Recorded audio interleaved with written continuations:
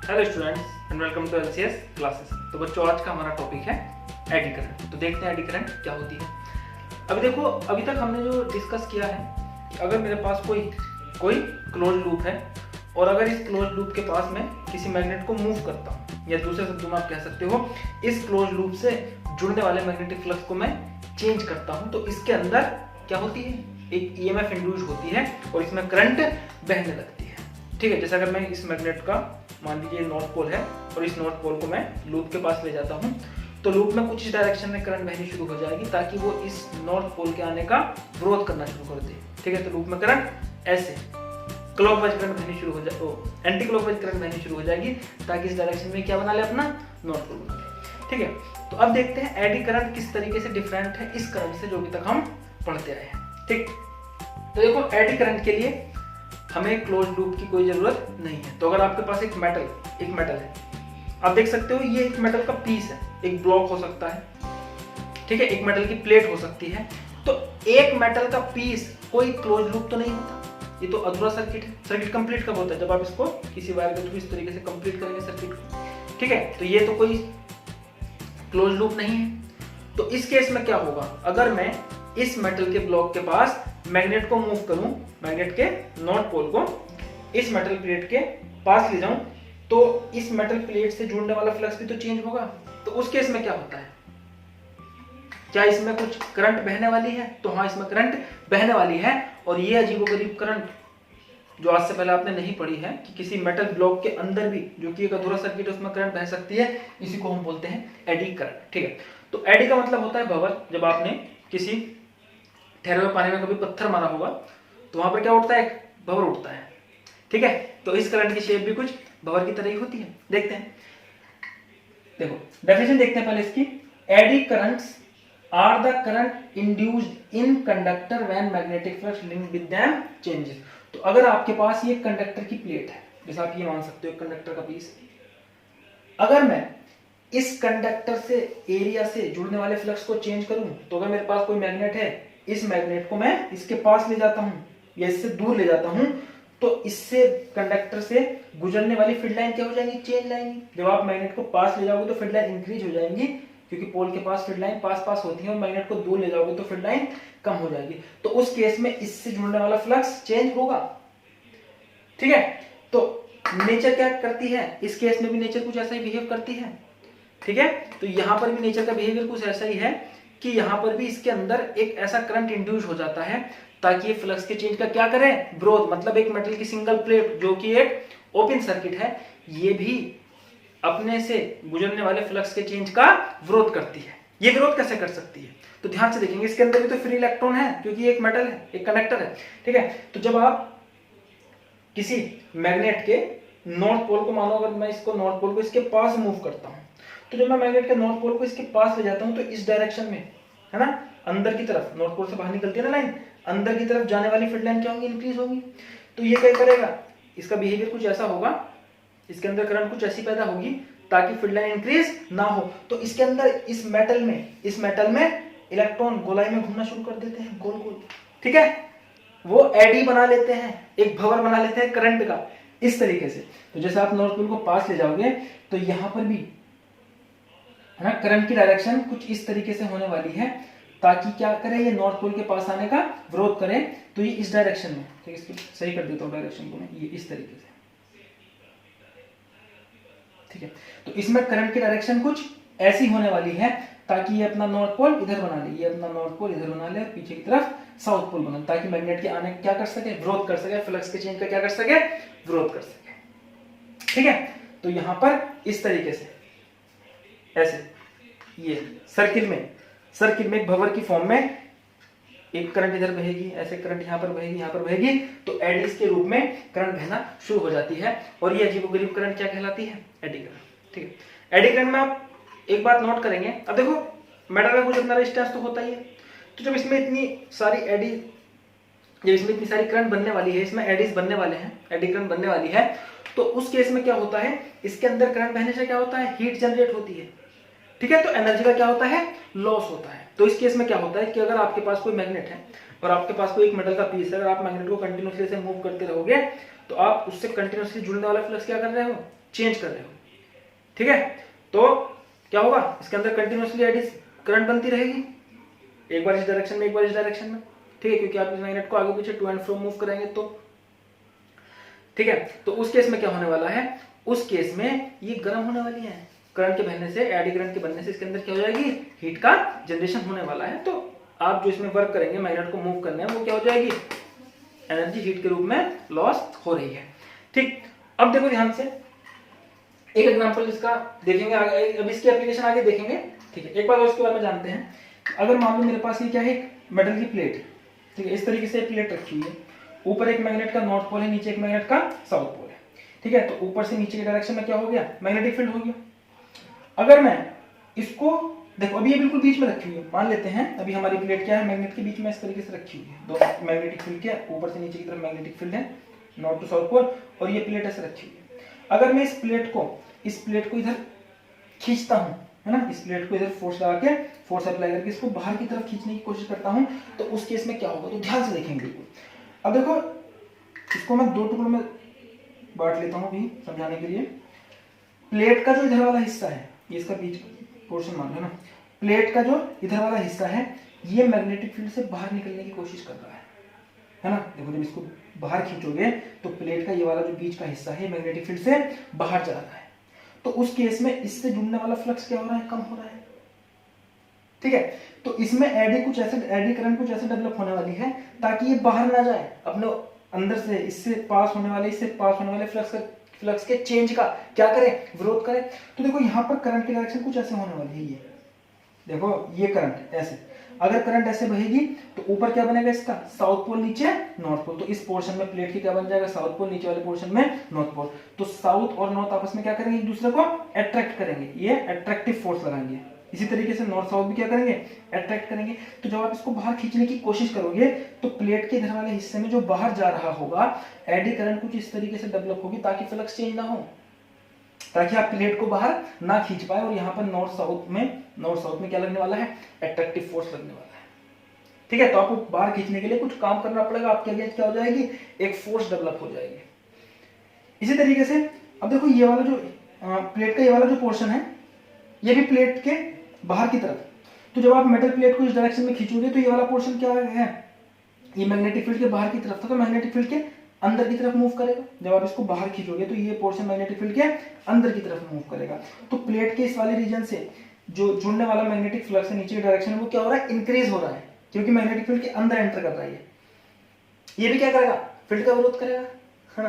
तो ये अपने अंदर एडी करंट की डायरेक्शन इस तरीके से रखेगा ताकि फ्लक्स इंक्रीज ना हो।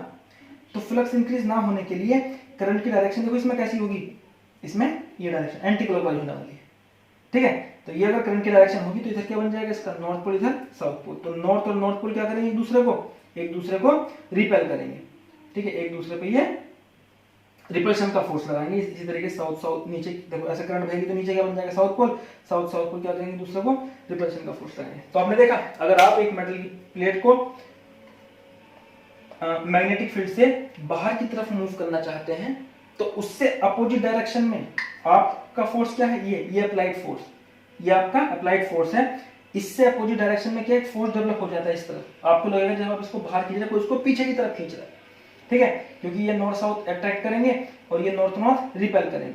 तो इस पर इस डायरेक्शन अपोजिट डायरेक्शन में क्या लगेगा, एक फोर्स इंड्यूस हो जाएगा एडी करंट्स के कारण।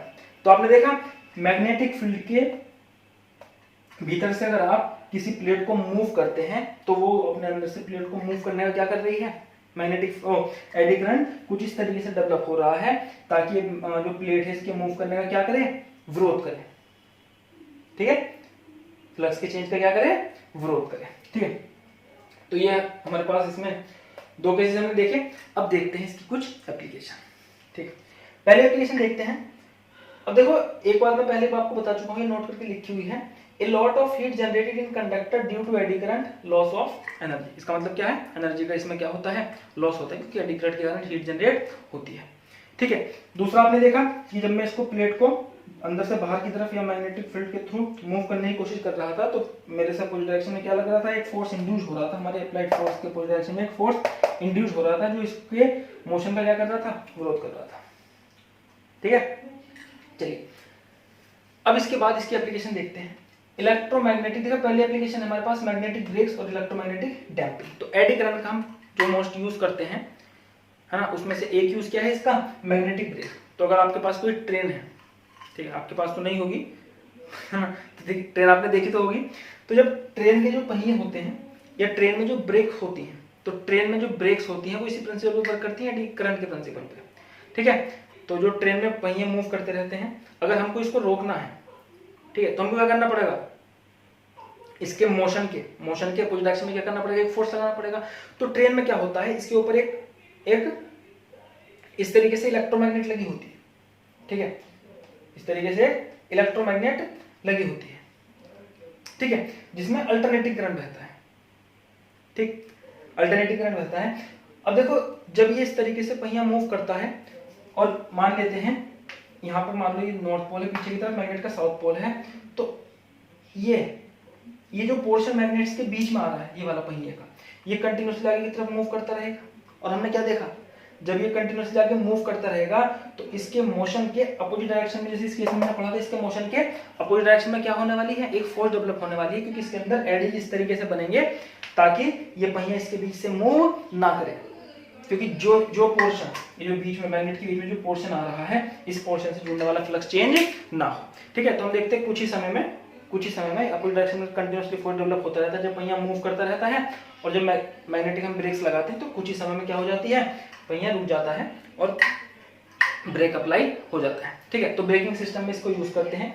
इसका एक बड़ा फायदा और है कि इसमें फ्रिक्शन नहीं होता, ठीक है, क्योंकि कोई कॉन्टैक्ट पार्ट नहीं है, ठीक, जैसे हमारी बाइक में होते हैं तो ब्रेक घिस जाते हैं, तो यहाँ पर घिसने का कोई मतलब ही नहीं है, क्योंकि जो मैग्नेट होती है वो कॉन्टैक्ट में नहीं है, कुछ डिस्टेंस पर होती है, ठीक है। तो इसका एक बड़ा फायदा क्या है कि यहाँ पर हम फ्रिक्शनलेस ब्रेक्स अप्लाई कर सकते हैं। इसके बाद मेटल फर्नेस, इसका जो मोस्ट यूज आप करते हैं, मेटल फर्नेस, मेटल को पिघलाने में, या आप अपने घर पे जो इंडक्शन चूल्हा यूज करते हैं वो भी एडी करंट के प्रिंसिपल पर ही क्या है, बेस्ड है। देखते हैं किस तरीके से, ठीक है।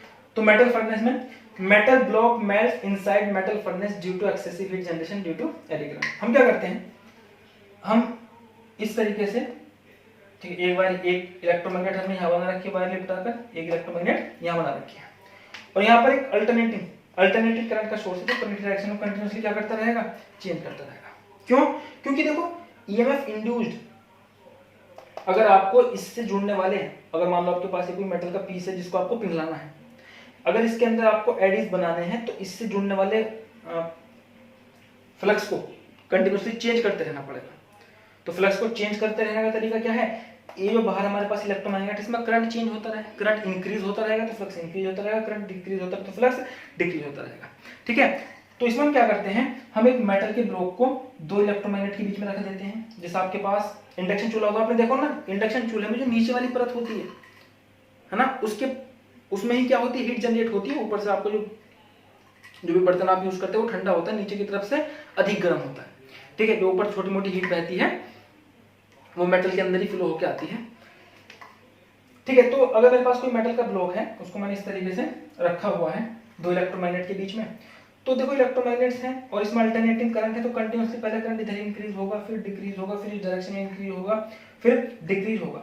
तो करंट के इस तरीके से चेंज होने के कारण जो मैग्नेटिक फील्ड होगा, अगर करंट मान लो एक पर्टिकुलर डायरेक्शन में बढ़ रहा होगा तो मैग्नेटिक फील्ड पहले इधर बढ़ रहा होगा, करंट घट रहा होगा तो मैग्नेटिक फील्ड घट रहा होगा, करंट अपोजिट बढ़ रहा होगा तो मैग्नेटिक फील्ड ऐसे बढ़ रहा होगा, करंट घट रहा होगा तो मैग्नेटिक फील्ड भी घट रहा होगा, ठीक है। तो हम इससे मेटल से जुड़ने वाला फ्लक्स कंटिन्यूअसली चेंज करते रहते हैं, और इसके अंदर फ्लक्स के चेंज होने का विरोध करने के लिए कंटिन्यूअसली एडीज डेवलप होते हैं। इसके मेटल के जो भी ब्लॉक होगा, हर छोटे छोटे पीस में बहुत सारे छोटे छोटे एडीज करंट क्या होते रहते हैं, जनरेट होते रहते हैं, जिसके कारण इसके अंदर बहुत अधिक हीट डेवलप हो जाती है, ठीक है, और ये पिघलना शुरू हो जाता है, ठीक है। तो आपने देखा जो हम मेटल फर्नेस बनाते हैं, जो आपके घर का इंडक्शन चूल्हा है, वो इतना अधिक टेम्परेचर बना लेता है, ठीक है। तो वो सबका सब क्या है, एडी करंट के प्रिंसिपल पर ही बेस्ड है। तो इससे हम मेटल को आसानी से पिघला सकते हैं। इसके बाद इसका एप्लीकेशन देखते हैं, मेटल डिटेक्टर। तो देखते हैं किस तरीके से एडी करंट के प्रिंसिपल पे ये मेटल डिटेक्टर क्या करता है, वर्क करता है।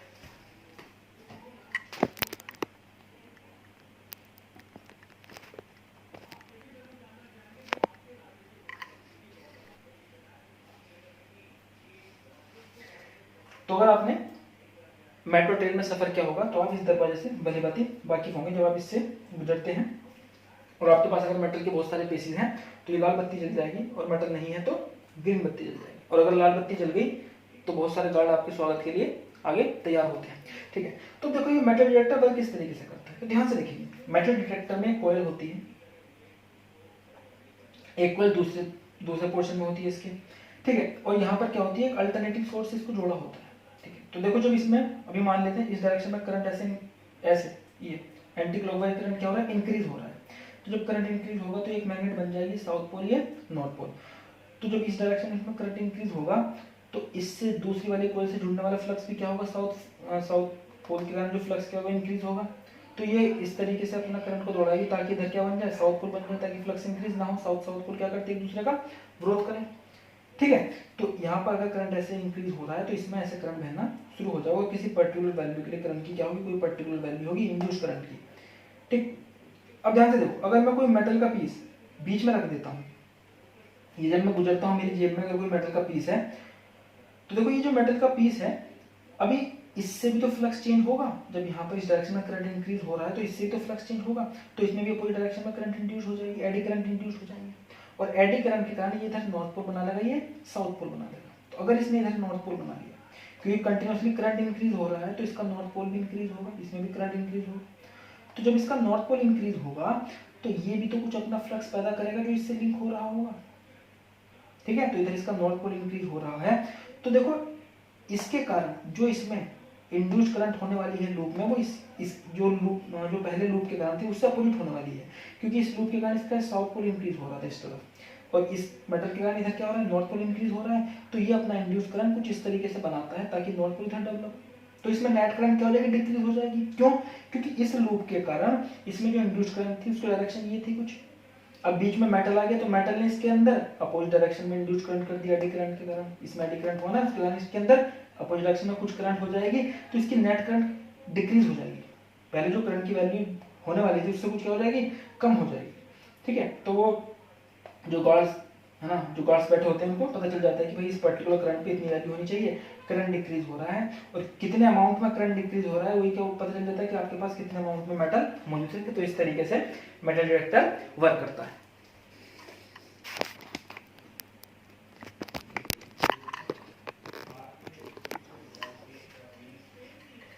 ठीक है, तो एडी करंट में इतना ही, और इसकी और भी बहुत सी एप्लीकेशन होंगी आपकी बुक में दी होंगी, तो उनको ध्यान से पढ़िए।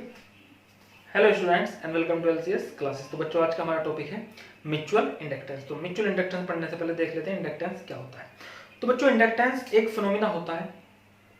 अगर मान लो हमारे पास कोई कोयल है और अगर मैं एक मैग्नेट को इसके पास मूव करूं या किसी दूसरे तरीके से इसके अंदर से गुजरने वाले मैग्नेटिक फ्लक्स को, इससे जुड़ने वाले मैग्नेटिक फ्लक्स को चेंज करूं, तो इसमें क्या होगा, एक ईएमएफ इंड्यूस हो जाएगा, और अगर सर्किट क्लोज्ड है तो करंट बहना शुरू हो जाएगा। ठीक है, तो फ्लक्स के चेंज होने के कारण किसी कॉइल में जो ईएमएफ इंड्यूस होता है, ये जो फिनोमेना कहलाता है, इसको हम क्या बोलते हैं, इंडक्टेंस बोलते हैं। सर्किट क्लोज है तो क्या बहने लगेगा, इसमें करंट बहने लगेगा। अब देखो ये जो इंडक्टेंस होता है ये दो तरीके का होता है, mutual inductance and self inductance. तो आज हमें डिटेल स्टडी करनी है म्यूचुअल इंडक्टेंस की। ठीक है, तो जस्ट एक आइडिया देने के लिए ये टॉपिक कितना इंपॉर्टेंट है। आपके घर में जो बिजली आ रही है वो कहीं सैकड़ों किलोमीटर दूर कहीं बन रही है ना, किसी डाम डूम पर कहीं सैकड़ों किलोमीटर दूर वो बिजली बन रही होगी, वो वहां से यहाँ तक आ पा रही है। इसका एक बड़ा कारण क्या है, ट्रांसफॉर्मर। ठीक है, और हमारा जो ट्रांसफॉर्मर होता है इसको हम अगले चैप्टर में स्टडी करेंगे, 7 चैप्टर में। ये किस पर वर्क करता है, ये म्यूचुअल इंडक्टेंस के प्रिंसिपल पर ही वर्क करता है। ठीक है, तो देखते हैं mutual inductance. Mutual inductance is the property of the pair of coils due to which change in current in one coil is opposed by the EMF induced in other coil. अगर मेरे पास ये दो कोयल है, ठीक है, ध्यान से देखेंगे। एक कोयल में हमने बैटरी लगा दी है, दूसरे कोयल में क्या है, एक गैल्वेनोमीटर लगा दिया है। तो अगर इस कोयल से मैं करंट को चेंज करता हूं, ठीक है, तो ये क्या बनाएगी, अपना एक मैग्नेटिक फ्लक्स बना लेगी। ये क्या बन जाएगा, एक सोलेनोइड बन जाएगा ना, तो एक मैग्नेट बन जाएगा। अब इस के कारण दूसरी वाली कॉइल में क्या हो जाएगा, इसका फ्लक्स दूसरी कॉइल से लिंक होगा, जिसके कारण उसमें क्या हो जाएगा, उसमें भी एक ईएमएफ इंड्यूस हो जाएगा, और जैसे यहाँ पर अगर सर्किट जैसे कंप्लीट है तो करंट बहना शुरू हो जाएगा। तो इसमें फ्लक्स के चेंज होने से, एक कॉइल में फ्लक्स के चेंज होने से दूसरी कॉइल में ईएमएफ इंड्यूस हो रहा है। ये फिनोमेना क्या कहलाता है? Mutual inductance. बहुत सिंपल है भैया। ये क्या होती है? म्यूचुअल इंडक्टेंस एक प्रॉपर्टी होती है जो दो कॉइल्स की प्रॉपर्टी है ना, इनके पेयर्स पे डिपेंड करती है, इनकी ज्योमेट्री पे डिपेंड करती है। ठीक, तो म्यूचुअल इंडक्टेंस एक प्रॉपर्टी होती है जो किसी पर्टिकुलर पेयर ऑफ कॉइल्स के लिए डिफाइंड होती है। ठीक है, तो होता क्या है ये कि भैया अगर आप एक कॉइल में करंट को चेंज करोगे, उसके कारण दूसरी कॉइल से जुड़ने वाला फ्लक्स चेंज होगा। ठीक है, तो उस चेंज को रोकने के लिए दूसरी कॉइल में क्या हो जाएगा? अपोजिट डायरेक्शन में ईएमएफ इंड्यूस हो जाएगा, और ये फिनोमेना क्या कहलाता है? Mutual induction. दोबारा देखते हैं। Mutual inductance is the property of the pair of coil due to which change in current in one coil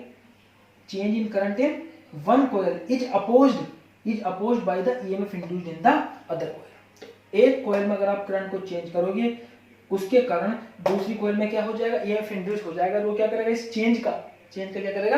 विरोध करेगा। ठीक है, आगे देखते हैं। अब देखो, इसके लिए हमें फॉर्मूला बनाना है, तो ध्यान से देखेंगे।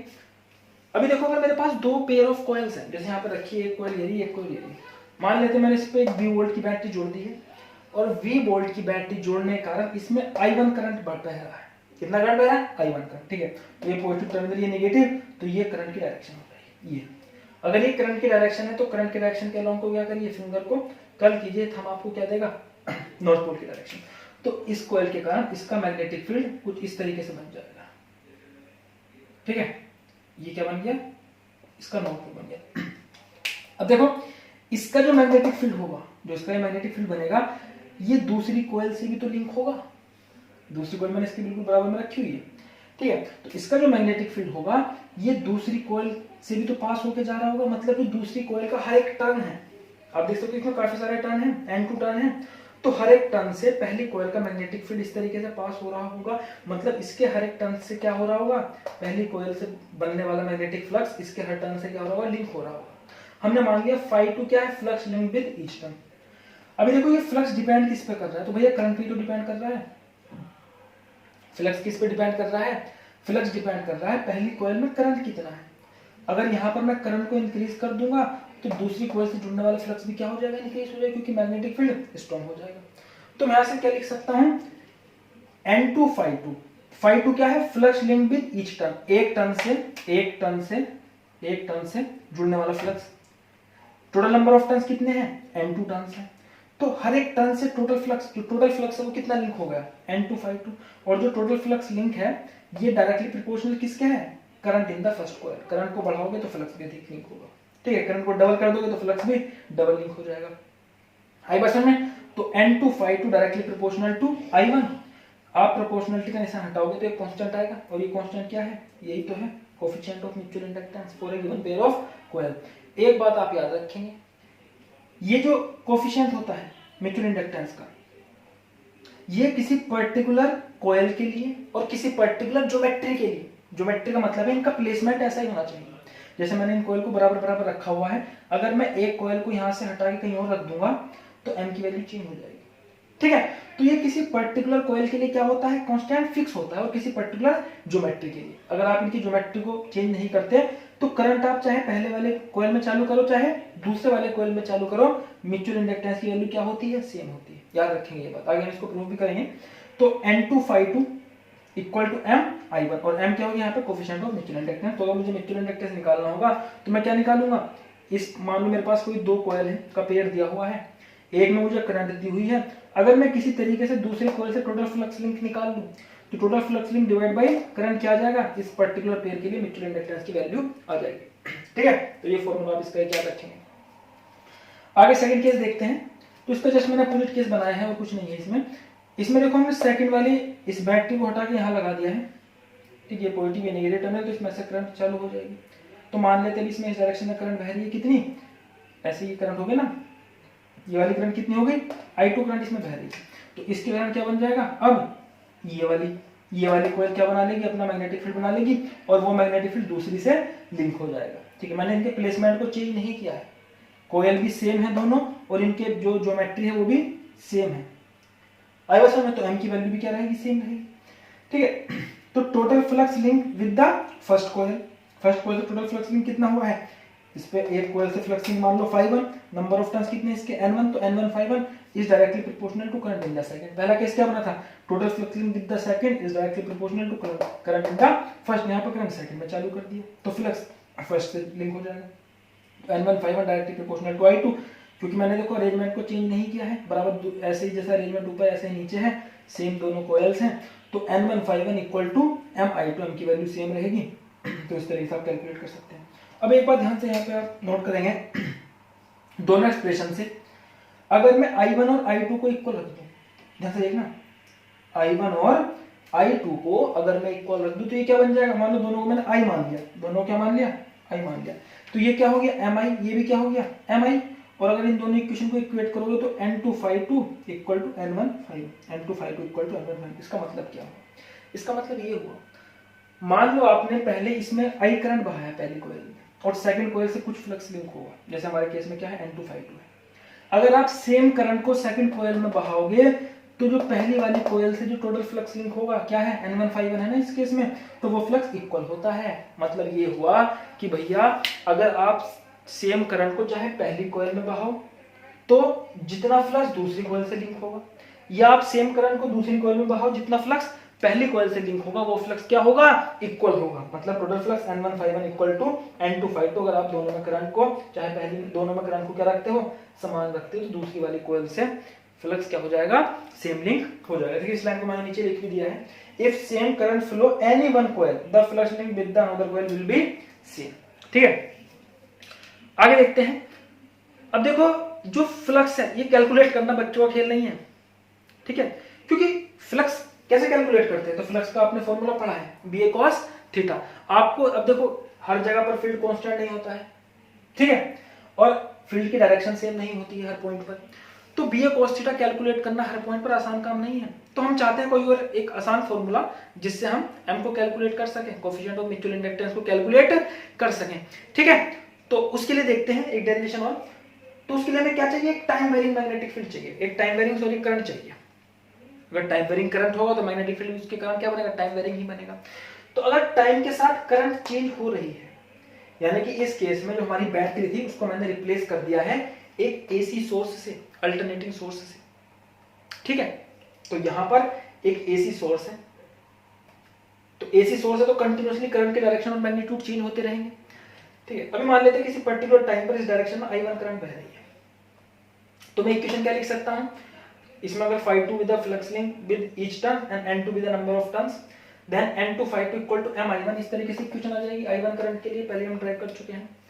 अगर ये करंट वेरिएबल है, if current changes with time, तो देखो इस इक्वेशन में क्या होगा, अगर करंट चेंज होती है तो करंट पे डिपेंड क्या कर रहा है, फ्लक्स डिपेंड कर रहा है, फ्लक्स चेंज होगा, flux link with each coil turn change होगा, वही नंबर ऑफ टर्न तो चेंज नहीं हो सकते। तो मैं दोनों का डिफरेंशिएशन अगर टाइम के साथ करूं तो m तो कांस्टेंट है ना, ये तो किसी पर्टिकुलर ज्योमेट्री के लिए कांस्टेंट होता है, किसी पर्टिकुलर कॉइल के पेयर है ज्योमेट्री के लिए, तो m di/dt वेरिएबल करंट है ना, टाइम के साथ चेंज हो रही तो di/dt, दोनों का डिफरेंशिएशन कर दिया, इधर क्या हो गया, ये कांस्टेंट हो गया n2, तो ∅2 का फ्लक्स का डिफरेंशिएशन होगा d∅2/dt, ठीक है। तो जितनी तेजी से करंट चेंज होगी टाइम के साथ उतनी तेजी से क्या होगा, फ्लक्स चेंज होगा, और उनमें ये पर्टिकुलर रिलेशन हो जाएगा, ठीक है। तो n2 d∅2/dt equal to m di/dt, ठीक। अब देखो EMF induced in the second coil is due to change in the current in the first coil. अब हमें पता है अगर किसी पहली कॉइल में करंट चेंज होता है तो उसके कारण जो दूसरी में EMF इंड्यूस होता है वो कितना होता है, EMF इंड्यूस कितना होता है, तो EMF इंड्यूस किस पे डिपेंड करता है, EMF इंड्यूस डिपेंड करता है कितनी तेजी से फ्लक्स चेंज हो रहा है, ठीक है। आपने फॉर्मूला पढ़ रखा है फराडे के नियम में, है ना, जो हमने मैथमेटिकल फराडे का सेकंड लॉ पढ़ा था। तो EMF इंड्यूस्ड इससे सेकंड, क्योंकि EMF सेकंड वाले के लिए लिख रहे हैं हम, पहले वाले में करंट है, दूसरी वाली में EMF इंड्यूस होगा, अपोजिट EMF बनाएगी, क्योंकि करंट कंटीन्यूअसली क्या हो रहा है, चेंज हो रहा है, तो मैग्नेटिक फ्लक्स कंटीन्यूअसली चेंज होगा, तो चेंज का क्या करेगी, कॉइल सेकंड ग्रोथ करेगी और उसमें क्या हो जाएगा, EMF इंड्यूस हो जाएगा। तो EMF induce in the second coil equal to -n2 d∅/dt, minus सिर्फ डायरेक्शन के लिए है, अगेन जब न्यूमेरिकल करेंगे तो इसका कोई बहुत ज्यादा रोल नहीं होगा, क्योंकि डायरेक्शन के लिए अभी भी क्या लगेगा, यहाँ पर लेंज लॉ लगेगा, ठीक है। तो E2 -n2 d∅/dt, ये हमने कहां से लिख दी इक्वेशन, ये हमने फराडे के नियम से लिख दिया, ठीक है। तो मैं ऊपर n2 d∅2/dt को रिप्लेस कर सकता हूं m di1/dt, ठीक है। तो N2 d∅2/dt किसके बराबर है, mdi/dt। ऊपर से यहाँ से इक्वेशन की वैल्यू पुट करो तो हमने इंड्यूस्ड ईएमएफ में और म्यूचुअल इंडक्टेंस में एक फॉर्मूला बना दिया है कि EMF induced in the second coil is equal to minus coefficient of mutual inductance into rate of change of current, और माइनस साइन सिर्फ इसकी अपोजिट डायरेक्शन को दर्शाता है, जो कि न्यूमेरिकल्स में ज्यादा हमारे काम नहीं आने वाला, क्योंकि डायरेक्शन इसको यहाँ डायरेक्शन को हम लेंजुलर से कैलकुलेट करेंगे। ठीक है, तो यहाँ से अगर मुझे m की वैल्यू चाहिए होगी म्यूचुअल इंडक्टेंस की, तो di1/dt क्या हो जाएगा, ये डिवाइड में आ जाएगा। ठीक है, तो m equal to minus E2/di1/dt। Clear है यहाँ तक? ठीक है, तो दो फॉर्मूला आ जाते हैं हमारे पास म्यूचुअल इंडक्टेंस के। तो अगर हम फ्लक्स नहीं निकाल पा रहे हैं, हमें rate of change of current दिया हुआ है, पहली कॉइल में करंट कितनी तेजी से चेंज हो रहा है, उससे हम क्या कैलकुलेट कर सकते हैं, और हमें ईएमएफ की वैल्यू दी है, उससे कितना ईएमएफ जनरेट हो रहा है, तो उससे हम म्यूचुअल इंडक्टेंस निकाल सकते हैं। या अगर हमें म्यूचुअल इंडक्टेंस कोएफिशिएंट दिया हुआ है किसी पर्टिकुलर पेयर के लिए, तो हम E2 की वैल्यू निकाल सकते हैं, कितने करंट के चेंज होने से कितना ईएमएफ जनरेट होने वाला है सेकंड कॉइल में। ठीक है, तो नोट करिए इसको जल्दी। तो बच्चों, म्यूचुअल इंडक्टेंस का टॉपिक अभी खत्म नहीं हुआ है, इसको आगे हम कंटिन्यू नेक्स्ट लेक्चर में करेंगे, नेक्स्ट टाइम जब आप आएगा ना, और तभी इसके कुछ न्यूमेरिकल से भी करेंगे और सेल्फ इंडक्टेंस को भी डिस्कस करेंगे। तो अगर आपको यहाँ तक ये कॉन्सेप्ट समझ में आया है तो वीडियो को लाइक करिए, चैनल को सब्सक्राइब करिए और वीडियो को शेयर कीजिए। धन्यवाद।